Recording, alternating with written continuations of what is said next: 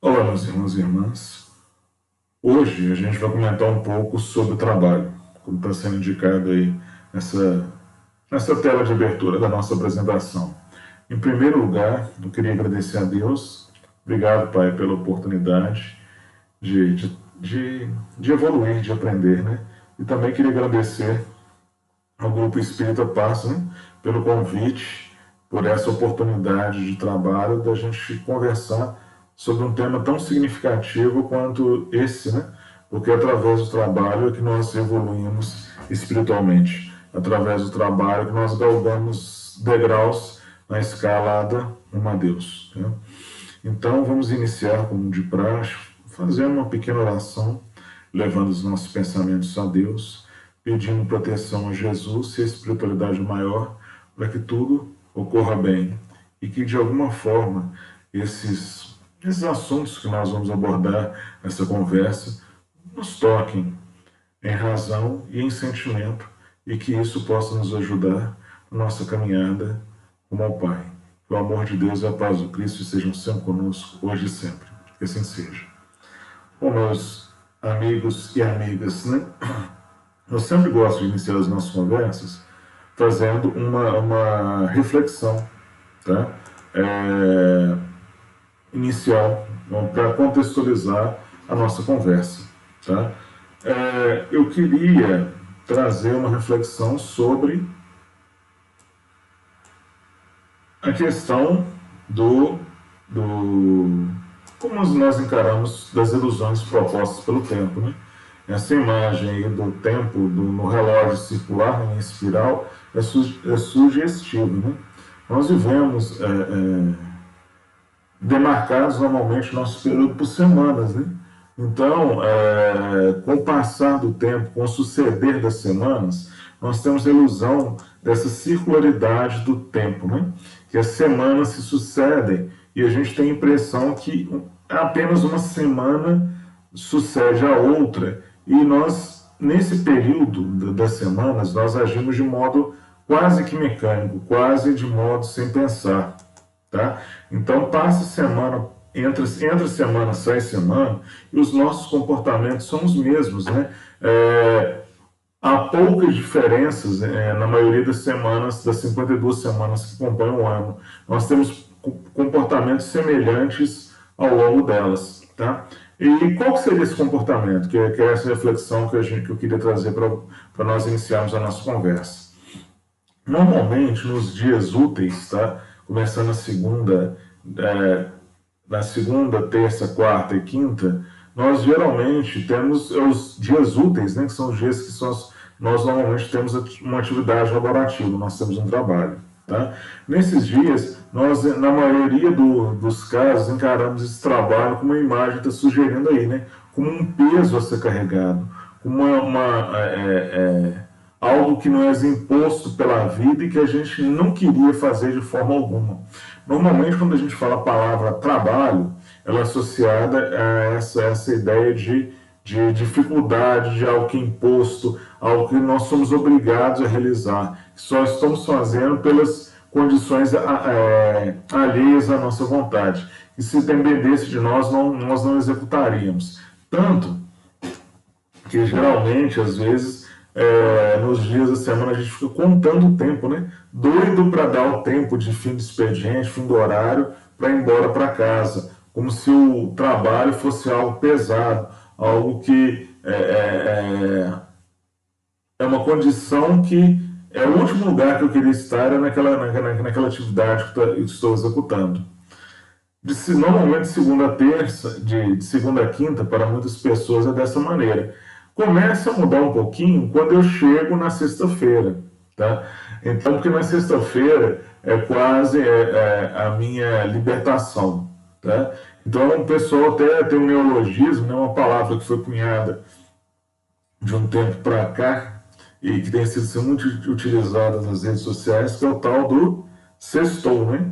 Quando eu vejo sextou, quer dizer, uhul, eu estou pronto para me libertar do meu trabalho. Agora, quando chega sexta-feira, no final do expediente, eu estou livre. Eu tenho o final de semana, o sábado e o domingo, para executar tudo aquilo que eu quero, né? Eu vou fazer as minhas coisas no sábado e no domingo. No sábado e domingo eu vou viver a vida, né? Como todas as outras coisas fosse um peso os dias úteis, e eu só tenho essa liberdade no sábado e no domingo, né? E o que acontece? No domingo, no final do domingo, né, geralmente, quem é um pouco mais experiente, né, lembrava que quando aparecia o Fantástico, ou aparecia, por exemplo, lá o programa o Show de Calouros do Silvio Santos, era um demarcador, né, que o domingo estava acabando e que viria o quê? Viria o tormento da segunda-feira para tudo começar tudo de novo. Passar 5 dias em agonia para só na sexta, começar na sexta, o sábado e domingo estar liberado. Tá? É tanto assim que nosso amigo Garfield, né, cunhou um termo lá de odeio segunda-feira. O Garfield se tornou conhecido aí por uma das tiradas dele, por isso, por odiar as segundas-feiras. Mas eu queria trazer uma reflexão para vocês. Será que isso é legal agir dessa maneira? Será que isso é produtivo para a gente espiritualmente? Se vocês olharem muita coisa na internet, o pessoal está falando agora de uma coisa chamada de atenção plena. Tá? O que acontece? Normalmente a gente tem um problema, né? Nós estamos com o corpo presente no local, mas a nossa cabeça normalmente está em outro local. Eu não estou ali. Por exemplo, se eu estou trabalhando, eu estou pensando quando eu vou me divertir. Aí quando chega o momento de distração, eu fico pensando, me torturando. Nossa, amanhã eu já tenho que trabalhar, o tempo está passando muito rápido. Eu nunca, normalmente, fico com a cabeça, digamos assim, e o meu corpo na mesma situação. Eu não apreendo o que é aquele momento que tem e está me proporcionando. Gente, e a gente vive somente no momento presente. Eu não tenho condições de viver no momento que já passou, nem no momento que está por vir. Eu vivo exclusivamente no presente. Então, quando eu tenho essa questão da minha mente estar num outro local que não seja o presente, eu estou perdendo oportunidades de evolução, de aprendizado. Por quê? O meu futuro depende exclusivamente das minhas ações que eu fiz no passado, pensamentos e omissões, e daquilo que eu faço agora. A forma de alterar o meu futuro parte do que eu faço ou deixo de fazer, do que eu penso, ou das minhas ações e omissões do presente. Tá? Então, se eu não tenho essa atenção plena no que eu estou fazendo, eu tenho grandes chances de não aproveitar o momento e estar comprometendo o momento futuro. Jesus já nos alertava, dizendo que a cada dia basta o seu mal, né? Então, essa preocupação com o futuro, essas condições deveriam ficar em segundo plano se eu ajo no bem, se eu estou aproveitando bem o meu presente, se eu estou trabalhando o meu presente para ter essa sintonia com as leis divinas, o futuro é consequência. Tá? Então, a proposta nossa é de compreensão do melhor trabalhar o presente, porque o futuro é consequência do que eu vivo agora. O passado eu não consigo mudar. Então, quanto melhor eu trabalhar o momento presente, quanto mais eu melhor utilizar essas possibilidades que são me dadas agora, melhor serão as minhas condições futuras. Tá? Bom, vamos falar um pouquinho aqui sobre a questão do Espiritismo nos propõe. Tá? A questão 115 dos Espíritos, Kardec pergunta o que para a espiritualidade? Os espíritos, terão sido criados bons e outros maus? Tá? Ou seja, haveria distinção de criação, haveria espíritos em categorias diferentes, por assim dizer. A espiritualidade é categórica, tá? Deus criou todos os espíritos simples e ignorantes, isto é, sem saber. Então, o ponto de origem de nós é exatamente o mesmo. Tá? Então, todos nós fomos criados da mesma maneira, da mesma forma. Então, não existem privilégios na criação, nem de criação e nem de dito de bênçãos ou de dons. Tá? Porque a gente cai na armadilha de falar assim, Tal espírito é fácil porque ele é elevado, porque ele tem muitos dons de Deus. E não percebe que isso, de certa forma, é uma negação da bondade do Pai em relação a nós. Cada um de nós tem condições de receber as bênçãos que o outro recebe, porque senão não haveria critério de justiça. O que nos diferencia basicamente é o quê? Como nós aproveitamos melhor, ou não, pelo menos não tão bem, as oportunidades que foram interpostas no nosso caminho. Tá? Os que estão à nossa frente, que talvez tenham começado a jornada conosco e estão em pontos mais adiante na jornada de evolução espiritual, é porque eles aproveitaram melhor as oportunidades. É porque eles estiveram mais próximos do caminho proposto por Jesus. Quanto mais próximo eu estiver, mais próximo, mais tranquila vai ser essa caminhada, tá? E melhor vai ser um estágio de evolução. Então, o estágio de diferença entre nós tem a ver com como que nós aproveitamos melhor ou não as oportunidades, porque o ponto de partida foi exatamente o mesmo, tá? Na questão 674, Kardec pergunta o quê? A necessidade de trabalho é lei da natureza? Todos nós precisamos trabalhar? De novo, a espiritualidade é contundente, né? O trabalho é lei da natureza. Por isso mesmo que constitui uma necessidade. Né? Então, todos nós estamos sujeitos à lei do trabalho. Todos nós só evoluímos espiritualmente se trabalharmos. É uma necessidade, tá? A nenhum espírito é concedida, digamos, a bênção, ou melhor, a concessão do não trabalhar, tá? Todos os espíritos só evoluem através dos próprios esforços. Todos os espíritos só evoluem a partir do próprio trabalho. Não existe, por mais forma que eu ame outra pessoa, por mais que eu queira bem a ela, de trabalhar no lugar dela. Tá? Eu não posso contratar uma outra pessoa para trabalhar no meu lugar. Tá? A lei divina não funciona dessa maneira. Todos nós, dessa maneira, todos nós só vamos evoluir se trabalharmos. Não há outra maneira de alcançar patamares mais elevados na nossa jornada espiritual se não trabalharmos. Né? Trabalharmos no bem. Na questão 619, Kardec pergunta: não podia Deus isentar os espíritos das provas que lhes cumpre passar para evoluírem? Bom, então, em outras palavras, eu poderia falar assim: eu preciso realmente trabalhar? Por que Deus colocou isso para a gente? Por que ele colocou o trabalho como uma necessidade? Por que ele colocou o trabalho como algo estritamente necessário ao nosso processo de evolução? Ou seja, por que ele já não criou um anjo perfeito? Por que ele já não me criou como um espírito puro no nível de Jesus? Uma questão muito simples. Porque se ele tivesse nos criado perfeitos, a gente não teria nenhum mérito. Tá? Eu galgo, posso usufruir de bênçãos maiores, digamos assim, quando eu me esforcei para conquistá-las. Tá? Jesus ele não está no grau de elevação altíssimo que ele se encontra, né, que é de espírito de luz, espírito puro, não foi por concessão divina apenas, foi pelo esforço dele. Ele foi criado exatamente da mesma maneira que nós. Tá? É óbvio que para ele ser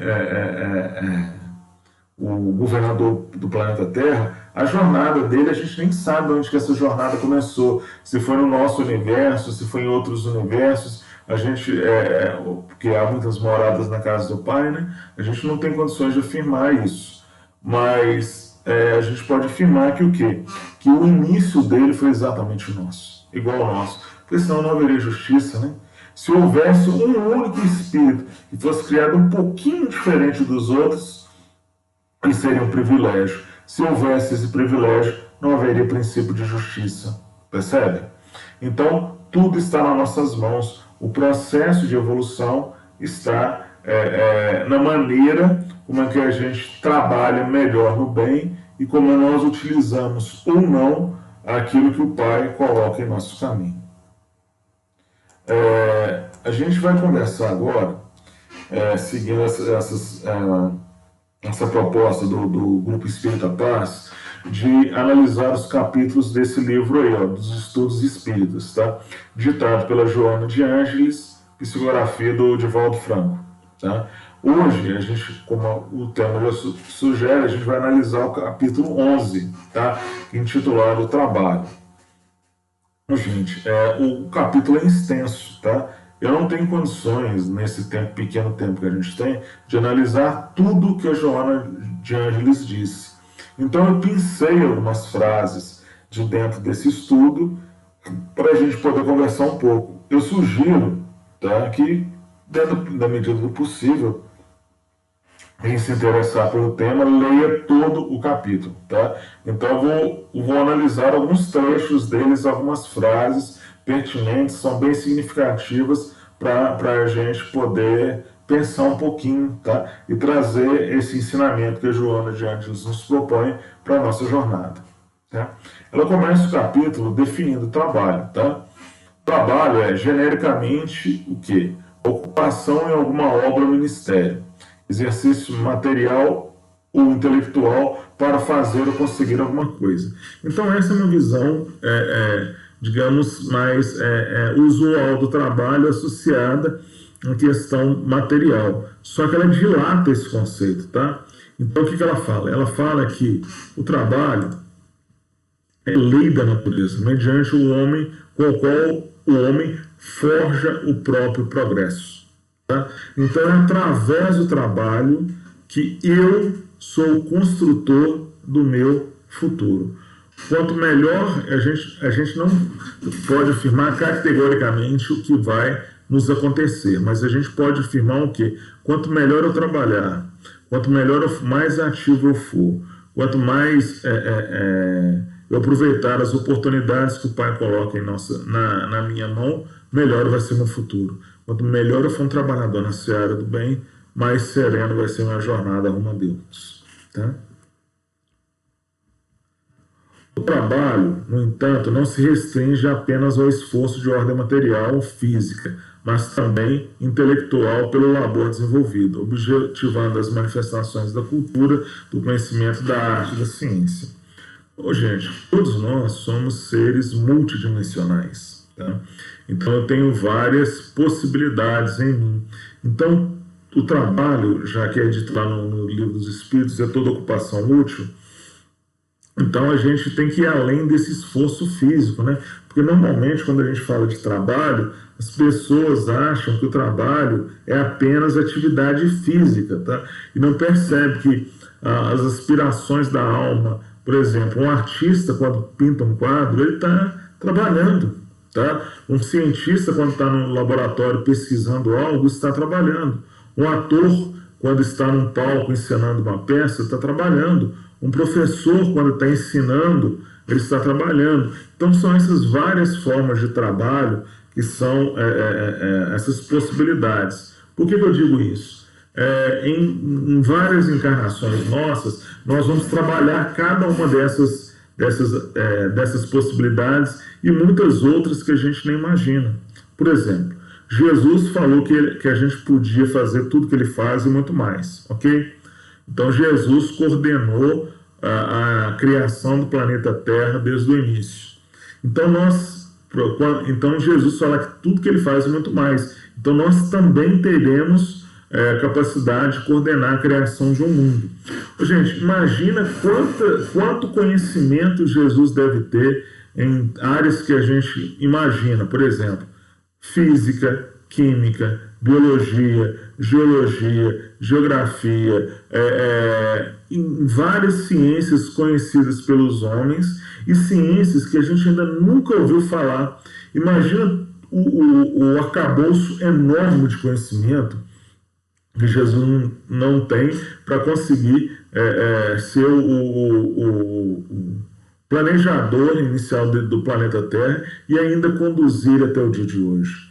A gente não tem nenhuma função. Então, com certeza, a nossa jornada de aprendizagem começa, para alguns de nós começou na Terra, para outros começou em outros locais, mas muito provavelmente não vai se findar aqui. Tá? A gente vai ter que passar estágios em outras moradas para ter muitos conhecimentos. Então, enquanto a gente está aqui, a gente vai aprender determinadas coisas que esse mundo tem condição de nos fornecer.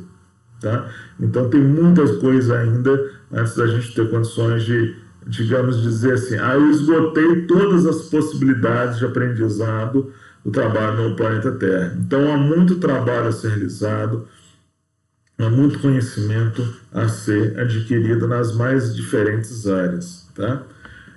Muito diferente da força aplicada pelo animal, o trabalho no homem objetiva a transformação para a melhor das condições e do meio onde se encontra situado, para atingir a plenitude da perfeição. O que a Joana está falando com isso? Por exemplo, uma abelha, na hora que ela constrói uma colmeia, um enxame de abelhas, né, na hora que constroem uma colmeia, eles estão realizando um trabalho? Sim, eles estão criando essa colmeia. Só que essa colmeia dela é uma atividade que vai, no caso das abelhas, por exemplo, o objetivo delas é o quê? Essa construção de um local onde elas vão viver e desenvolver a comunidade delas. Tá? Só que o trabalho, no caso do homem, vai muito além disso. Né? Ele consegue, o objeto dele criado, além da criação do objeto em si, existe a transformação dele e do ambiente que o cerca. Então, quando o homem cria algo, ele está, além de estar criando algo, ele está se melhorando. Tá? Então, o trabalho para o homem representa essa possibilidade de evolução, essa possibilidade de se tornar melhor. Ok? A gente vê isso no nosso princípio. Né? Nas nossas primeiras encarnações, possivelmente, aqui no planeta Terra, nós tínhamos uma vida nômade. Então, o que acontece? Perdão, gente. Nós vivíamos em uma determinada região. Caçávamos e colhíamos as plantas daquele local. Quando as plantas e os animais estavam esgotados, nós eram obrigados a nos mudar. Tá? Então, essa vida nômade era uma vida em que eu não tinha condições de estabelecer grandes relações com grandes grupos. Né? Os grupos tinham que ser pequenos, porque os recursos eram limitados. Com o desenvolvimento da sociedade, nós podemos passar a criar o quê? Cidades. Tá?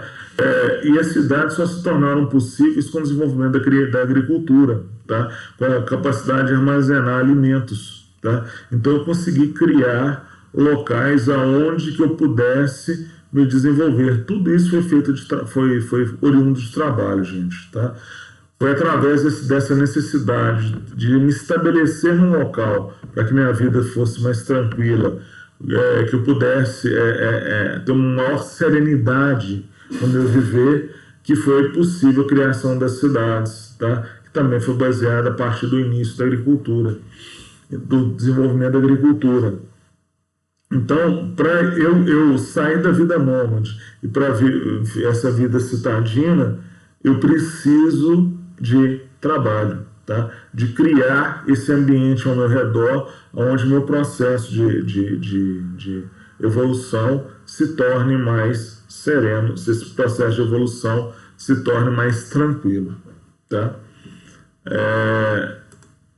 Ela fala assim, ó, só que o problema é isso, né? Olha lá. No passado, porém, o trabalho se apresentava para as classes nobres como uma desonra, sendo reservado apenas aos braços escravos. Então, o trabalho é uma necessidade. Então, eu me vi em alguns momentos, nós nos vimos em alguns momentos do nosso processo evolutivo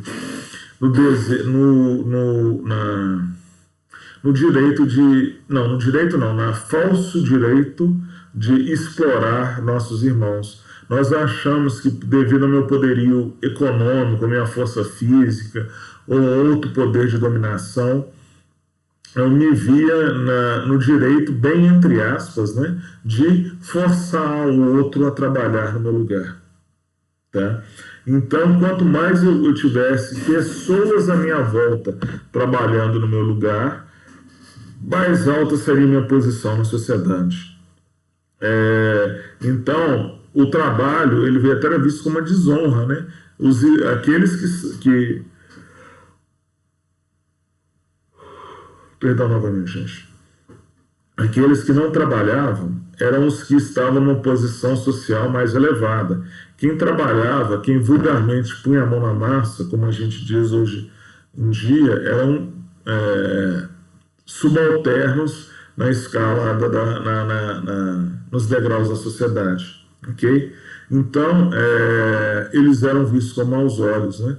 Então, se eu não trabalhasse, se eu tivesse condições de explorar os outros, melhor para mim, mais alta a minha posição na sociedade.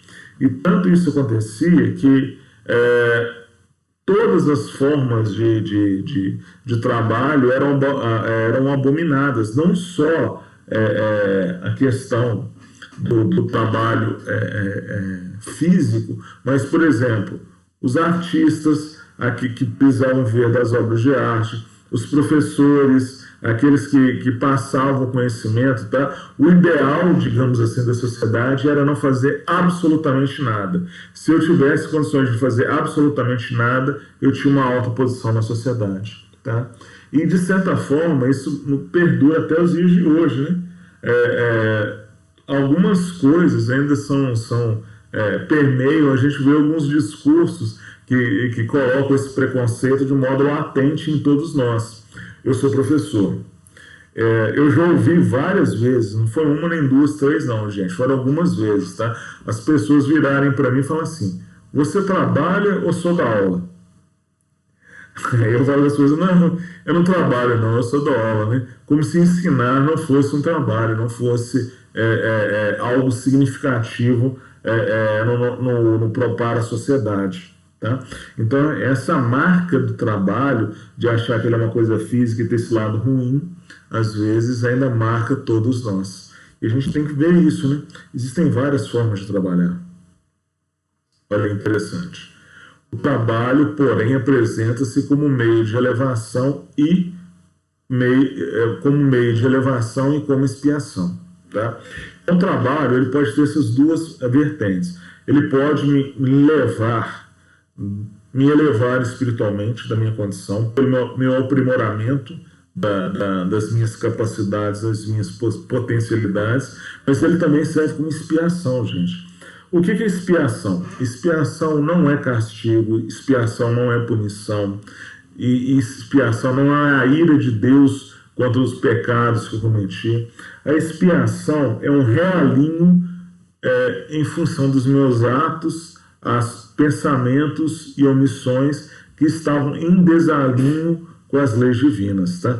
Tudo aquilo que eu fiz em relação à lei divina que não estava legal, que eu não consegui trabalhar e que eu fiz, e eu tinha condições na época de fazer diferente, eu falo que eu preciso de expiação. Então, a expiação, quando bem entendida, é um realinho. Eu fiz algo na lei divina que desequilibrou os pratos de uma balança. Eu preciso reequilibrar aquilo, tá? Eu preciso restabelecer a ordem em função daquilo que eu não fiz, que não estava tão legal. Isso é expiação. E expiação só acontece através do trabalho. Um ato de amor cobre uma multidão de pecados. Ato é uma ação. Tá? Eu preciso realizar algo em nome do bem para compensar aquelas ações em desequilíbrio que eu fiz em relação à lei divina.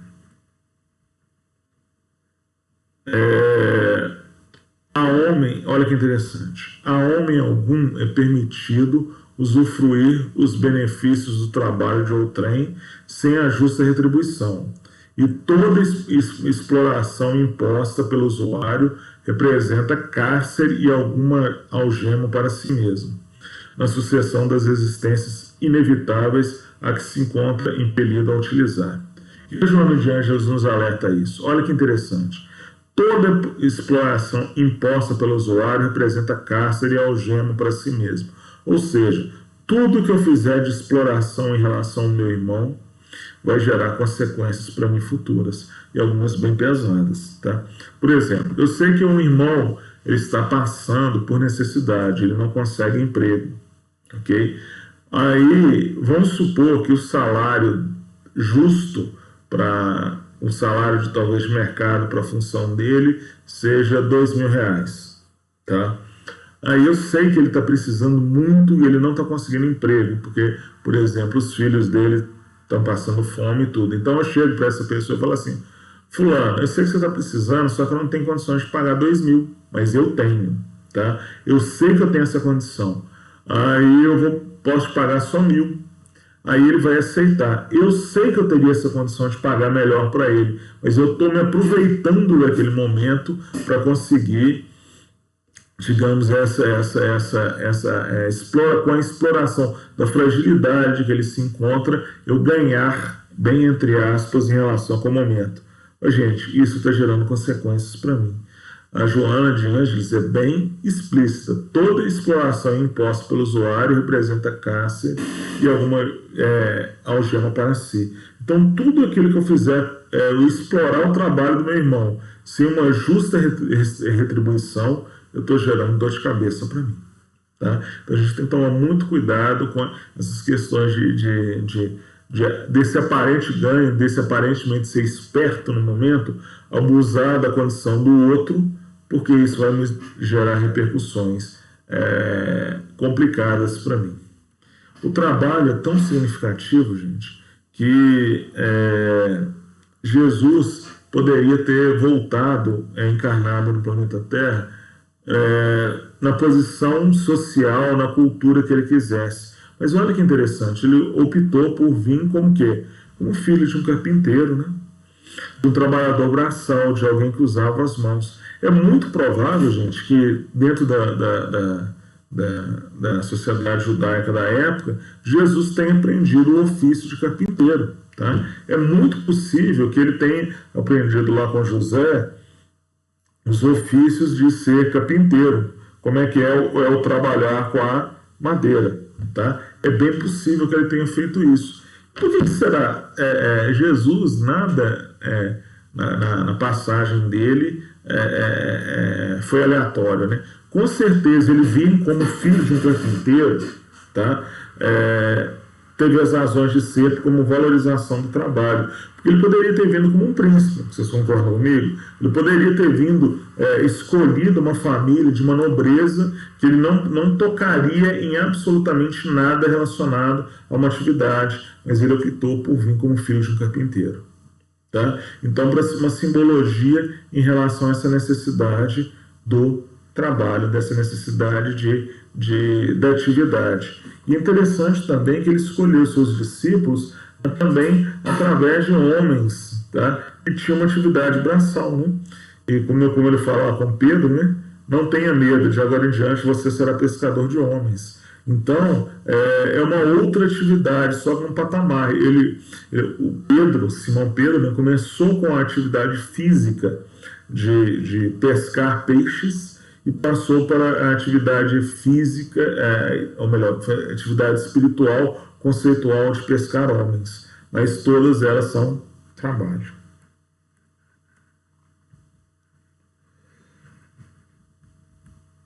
Do trabalho mecânico, rotineiro, primitivo, puro e simples, à automação, houve um progresso gigante que ora permite ao homem o abandono das tarefas rudimentares, concedendo-lhe tempo para a genialidade criativa e a multiplicação de atividades em níveis cada vez mais elevados. Gente, eu dou minha área de atuação é robótica, né? Então eu falo com os meus alunos que robôs da nossa vida diária não é questão de se, não. É questão de quando. Tá?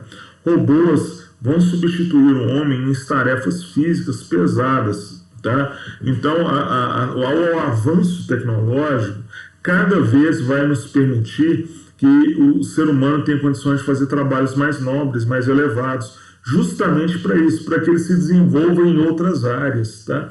Eu não preciso, em breve, não vai precisar de seres humanos para atividades físicas pesadas. Vão haver máquinas que realizam isso. Para quê? Para justamente eu ter condições de me elevar espiritualmente. Só que nós, enquanto sociedade, nós temos que evoluir para o quê? Que essas pessoas que estão encarregadas de atividade física, hoje, tenham a capacidade, tenham a instrução, tenham as oportunidades de realizar outras tarefas. Tá? Não é justo eu colocar um outro ser humano numa condição que eu mesmo não acho que não seria boa para mim. Tá? Que direito eu tenho de impor algo para outro que eu não me sentiria bem realizando? Tá? Então, Deus permita que nós saibamos trabalhar como sociedade para que nossos irmãos que hoje estão em atividades que exigem grandes esforços, que eles tenham condições, que nós possamos, enquanto sociedade, encontrar meios de que haja uma equidade, tá? Não igualdade absoluta, porque nós somos diferentes, mas no sentido de equidade, de possibilidades de ascensão, de busca de um trabalho justo, digno, bem remunerado para todos. E assim cada um consiga, enquanto espírito, desenvolver os seus potenciais nas mais diversas áreas. Tá? A tecnologia, eu entendo que existe para isso, para fornecer possibilidades melhores de aprendizado, possibilidades melhores de evolução e condições de vida para todos nós, e não apenas para um grupo determinado de pessoas. Tá? Sendo o trabalho uma lei natural, o repouso é a consequente conquista, o que o homem faz justo para refazer as forças e continuar em ritmo de produtividade. Então, é engraçado, né? Voltando no nosso início da palestra, parece que o trabalho é uma punição, né? E que eu vivo apenas os meus momentos de repouso. Gente, repousar, diversão, é claro que isso é importante, é claro que isso é fundamental. Todos nós precisamos disso. A questão está no desequilíbrio.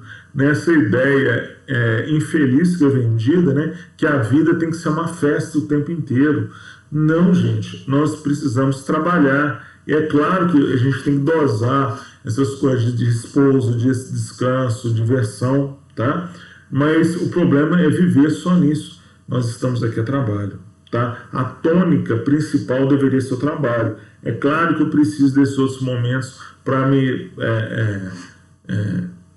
reestruturar, me ter condições de um melhor trabalhar. Tá? O problema está no desequilíbrio. Eu não vim aqui para repousar, eu não vim aqui para passar em brancas nuvens. Cada um de nós aqui para trabalhar em diversas áreas. Tá? O desequilíbrio do repouso, o desequilíbrio do descanso predispõe a pedras no nosso caminho, predispõe a dificuldades para nós mesmos mais para frente. Tá? Dividido o tempo entre trabalho e lazer, ação e espalecimento, o homem deve dispor de tempo para as atividades espirituais, igualmente valiosas, se não indispensáveis para a paz interior. É engraçado isso, né? Muitos de nós frequentamos casas religiosas apenas no sentido de obrigação. Então, por exemplo, eu vou lá, assisto a minha palestra lá no Paz, eu vou na missa, no culto, na manifestação religiosa que eu quiser, como se fosse uma obrigação minha para com Deus. Aí eu cumprindo aquele espaço, eu faço uhul! Já estou liberado, né? Agora eu já posso voltar para a minha vida.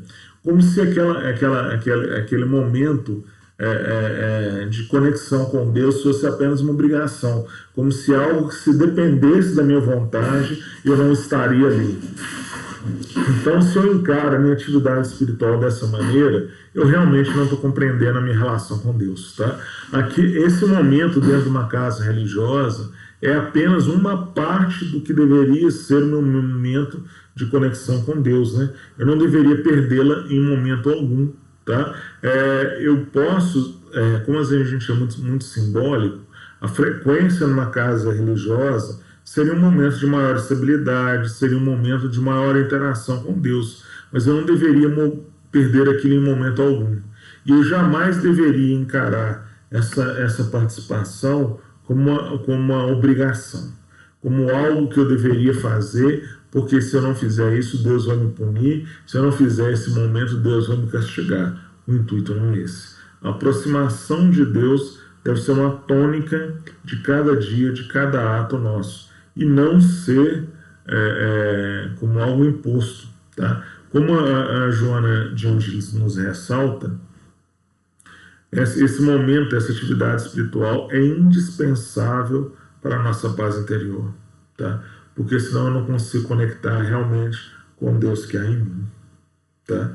Então, quando a gente encara isso como uma obrigação, como uma coisa que eu só faço porque eu tenho de fazer, que se dependesse de mim eu estaria fazendo outra coisa, eu não compreendi muito bem a nossa relação com o divino. Tá?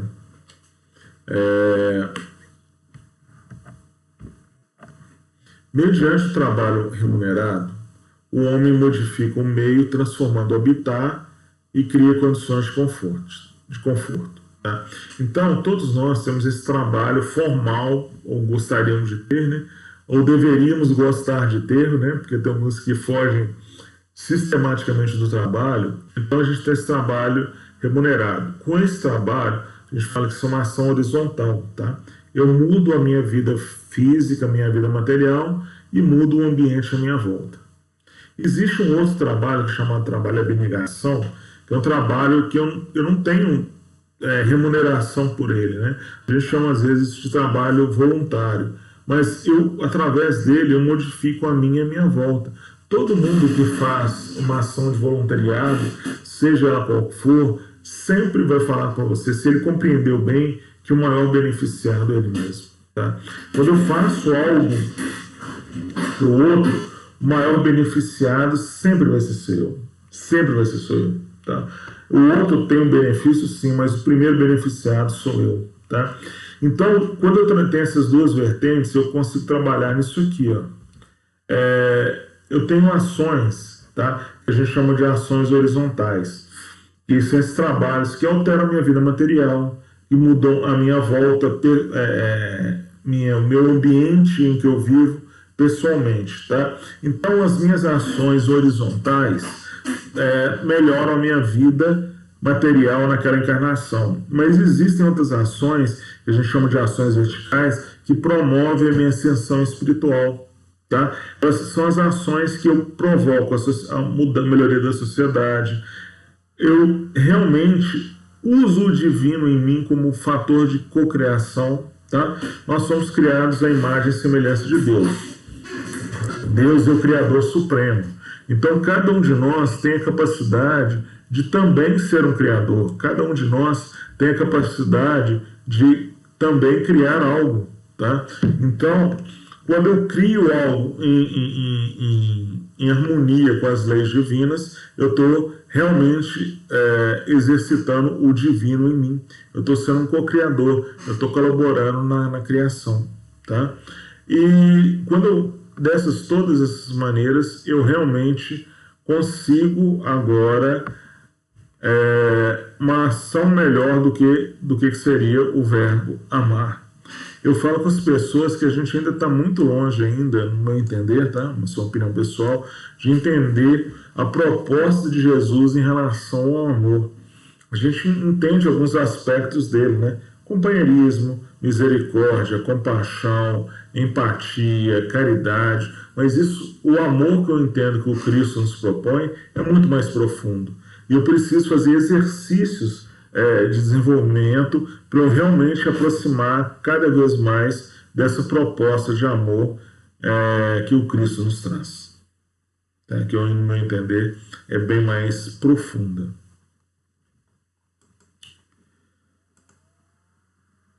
Bom, Jesus traz para a gente, nos ensinamentos dele, ações. Se vocês, a gente analisar o Evangelho, a gente vai ver permeada de ações de trabalho o tempo inteiro, tá? De trabalho o tempo inteiro. Ele fala assim, as ações a Joana fala o que para a gente em relação a isso?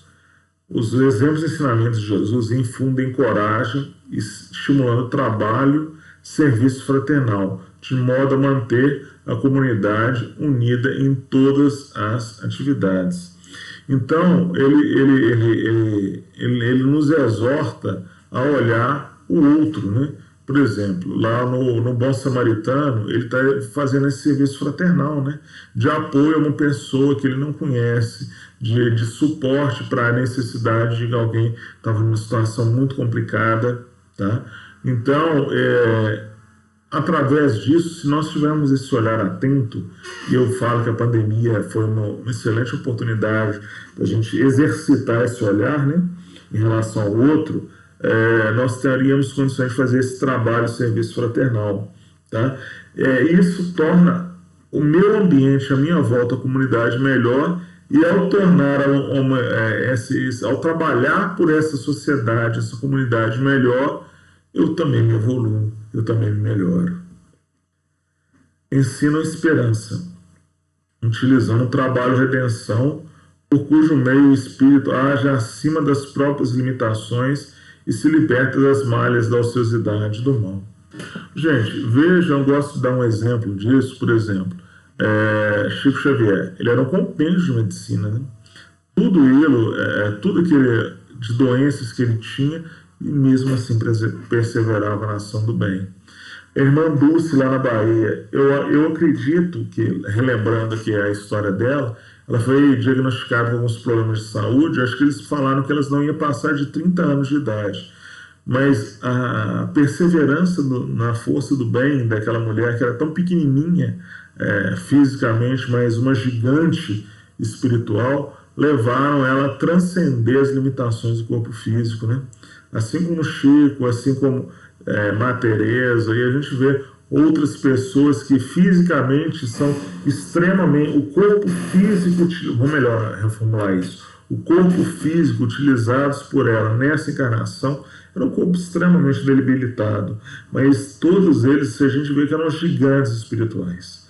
Eram irmãos que estão numa posição muito, muito além da nossa, que a gente vai ter que fazer muito esforço, talvez algumas encarnações ainda, para atingir o estágio que eles já estão.